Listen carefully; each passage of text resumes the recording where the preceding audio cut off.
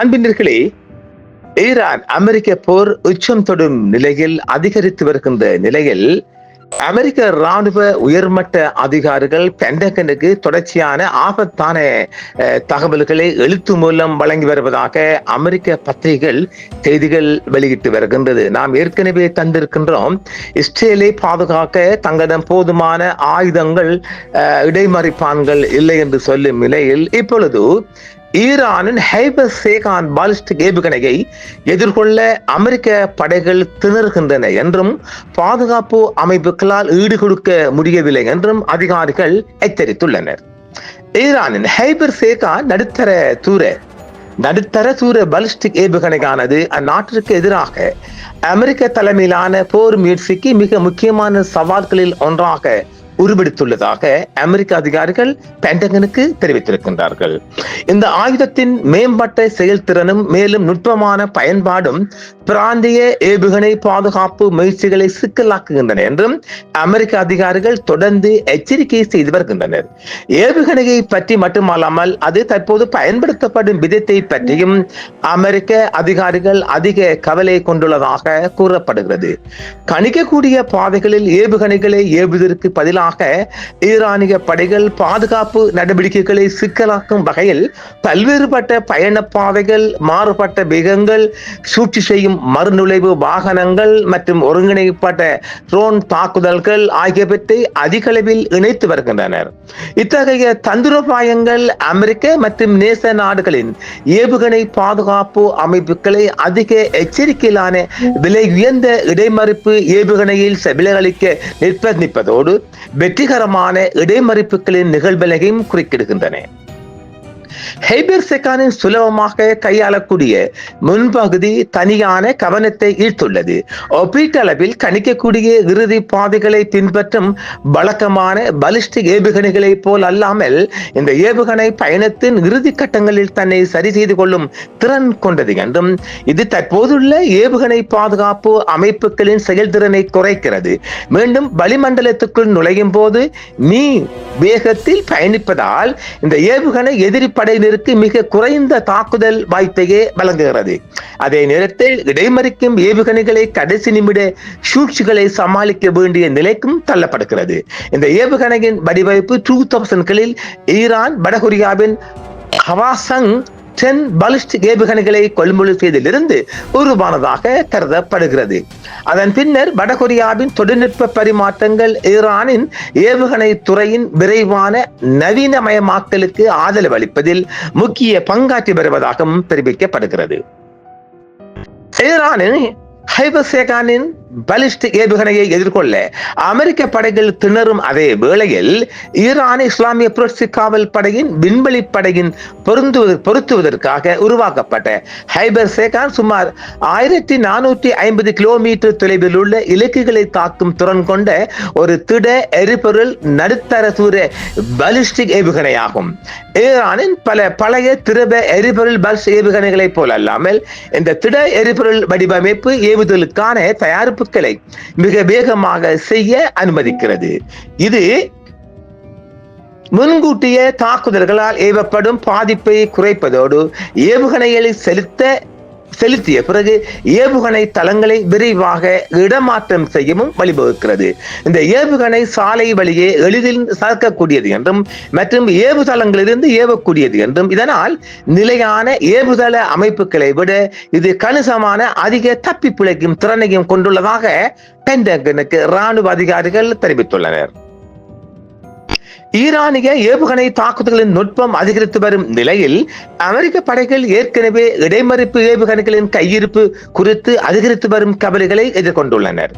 அமெரிக்க ராணுவம் மற்றும் கடற்படையின் ஏவுகணை பாதுகாப்பு நடவடிக்கைகள் டாட் மற்றும் பெட்டியாட் தரை அடிப்படையிலான அமைப்புகள் மற்றும் SM-3, SM-6 இடைமறிப்பு ஏவுகணைகளை கொண்ட ஏஜிஸ் போர் கப்பல்களை பெரிதும் சார்ந்துள்ளன.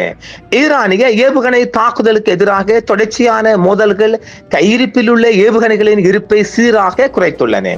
இதனால் தற்போதைய தீவிரத்தில் இந்த மோதல் தொடர்ந்ததால் அதன் நீண்ட கால நிலைத்தன்மை குறித்து பென்டகனுக்குள் கவலை அதிகரித்து வருகிறது என்றும் அமெரிக்க ராணுவ திட்டமிடுபவர்கள் ஈரானின் பெரும்பாலான ஏவுகணை படைகளை தரையிலேயே அழிக்க எண்ணியதாக கருதப்பட்டாலும் அவ்வாறு செய்ய தவறியது ஒருபுறம் விரிவான நிலத்தடி அரண்களாலும் மறுபுறம் தனது ஏவுகணை தளங்களை விரைவாக மீட்டெடுக்கும் ஈரானின் நிரூபிக்கப்பட்ட திறனாலும் பதிலடி கொடுக்கும் திறனை அது தொடர்ந்து உறுதி செய்துள்ளது என்று தெரிவிக்கப்பட்டிருக்கிறது.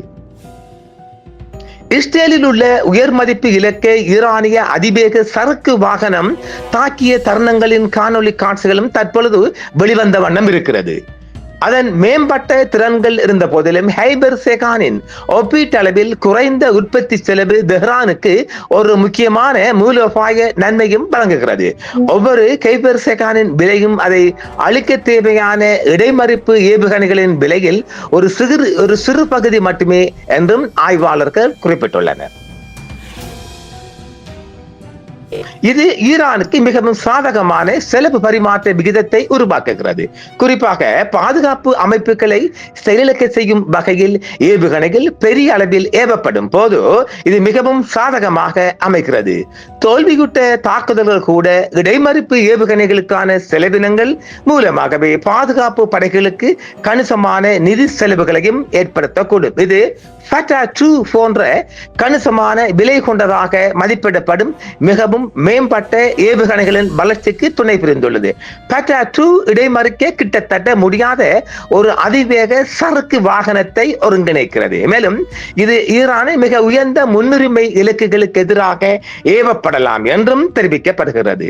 ஜோர்டானில் உள்ள தாட் அமைப்புகளை சேர்ந்த அமெரிக்க இராணுவத்தின் AN/TPY-2 ரேடார் ஈரானிய படைகளுடனான மோதலில் அளிக்கப்பட்டது. மார்ச் மாதம் இஸ்ரேலுக்கு எதிராக ஏவப்பட்ட 10 ஈரானிய ஏவுகணைகளில் 8 தங்கள் இலக்குகளை சென்றடைந்ததாக இஸ்ரேலிய பத்திரிகையான ஹெரால்ட் செய்தி வெளியிட்டுள்ளது. இஸ்ரேலிய மற்றும் அமெரிக்க ஏவுகணை பாதுகாப்பு அமைப்புகளின் தோல்விகளை சுட்டிக்காட்டும் அறிக்கைகள் மற்றும் காணொலி காட்சிகள் பெருகி வந்ததை தொடர்ந்து இஸ்ரேலுக்கு எதிராக ஏவப்பட்ட 10 ஈரானிய ஏவுகணைகளில் 8 அவற்றின் இலக்குகளை சென்றடைந்ததாக மார்ச் மாதம் இஸ்ரேலிய பத்திரிகை ஹெரால்ட் செய்தி வெளியிட்டதிலிருந்து வான் பாதுகாப்பு அமைப்புகள் அதிக அளவில் நெருக்கடிக்கு உள்ளாகி வருவதால் ஏவுகணைகளின் வெற்றி விகிதங்கள் தொடர்ந்து மேம்பட்டு வருவதாகவும் அந்த அறிக்கை மேலும் குறிப்பிட்டுள்ளது. கத்தாரில் உள்ள FPS-132 ரேடார் மற்றும் ஜோர்டான் ஐக்கிய அரபு அமீரகத்தில் உள்ள AN/TPY-2 ரேடார்கள் உட்பட பல பில்லியன் டாலர் மதிப்புள்ள உயர் மதிப்பு வான் பாதுகாப்பு ரேடார் அமைப்புகளை இஸ்லாமிய புரட்சி காவல் படை அளித்துள்ளது. ஏவுகணை தாக்குதலுக்கான ஒரு முக்கிய சக்தி பெருக்கியாக அமைந்துள்ளது. இது அமெரிக்க மற்றும் இஸ்ரேலிய வான் பாதுகாப்பு படை அமைப்பின் சூழ்நிலை விழிப்புணர்வை கட்டாயப்படுத்தியதுடன் இரு நாடுகளையும் கப்பல் சார்ந்த ரேடார்களையும் AN/TPY-2 ரேடார்களையும் பெருமளவில் சார்ந்திருக்க வேண்டிய நிலைக்கு தள்ளப்பட்டுள்ளது. ஆக மொத்தத்தில் ஈரானின் ஃபட்டா 2 மற்றும் ஹைபர் சேகன் ஏவுகணைகளுக்கு அமெரிக்க படைகள் ஈடு கொடுக்க முடியாத ஒரு திண்டாடும் நிலையை ஏற்படுத்தி உள்ளதாகவும் தெரிவிக்கப்பட்டிருக்கிறது. நாம் இந்த யுத்தத்தின் ஆரம்ப காலத்திலே சொன்னோம், இந்த யுத்தத்தின் வெற்றி தோல்வியை நிர்ணயிக்க போவது ஈரானின் புதிய அதிநவீன ஏவுகணைகள் என்று. அதைத்தான் இப்பொழுது அமெரிக்காவும் சொல்லி இருக்கின்றது. நாம் ஓராண்டுக்கு முதலே சொல்லி நம்முடைய காணொலியில் பல காணொலிகள் சொல்லி இருக்கின்றோம்.